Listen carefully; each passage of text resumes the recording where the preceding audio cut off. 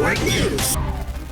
Bagamat binawian rin ng buhay ang isang 25 taong gulang na lalaki matapos saksakin habang nasa sayawan sa sitio Alasas, Little Baguio sa bayan ng San Fernando dito sa Bukidnon, ang biktima ay kinilalang si alias Roy, 25 taong gulang at residente ng lugar, habang ang naraksak na sospek ay kinilalang si alias Baby, 29 na taong gulang kasama ang dalawang iba pa. Ayon sa report, kasabay ng biktima ang kanyang 18 taong gulang na kaibigan sa isang sayawan sa lugar at sinasabing pawang impluensyado na ng alak makaraan ang ilang minuto. Bigla na lang nilapitan ng biktima ng tatlong sospek at agad na sinaksak ito ng isa na si alias Baby. Nagtamo ng sugat ng saksak sa katawan ng biktima at agad na dinala sa Bukidnon Provincial Hospital o BPH sa naturang bayan. Bagamat makaraan ang ilang sandali, binawian na ito ng buhay. Kumaripas naman ng takbo ang mga sospek matapos ang insidente, bagamat naaresto sa isinagawang hot pursuit operation ng PNP San Fernando at nasa pangangalaga na ngayon ng pulisya. Kasama mo sa RMN DXMB Malaybalay at ng 95.3 IFM News Bukidnon Matik, Radjuman Mark Mikabalo. Tatak, RMN RMN Network News.